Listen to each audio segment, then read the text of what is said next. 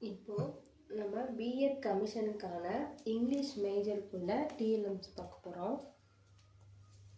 நான் working model, design charts 3 or 4 டைப்ஸில் பண்ணியிருக்கோம். ஒர்க்கிங் மாடல், ஒர்க்கிங் மாடல், இது நான் ஒர்க்கிங் மாடல். நான் ஒர்க்கிங் மாடலாகவும் யூஸ் பண்ணலாம், 3Dயாகவும் யூஸ் பண்ணலாம்.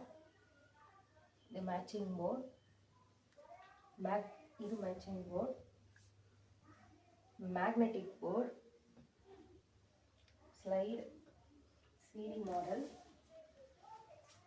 Design chart, 2D model,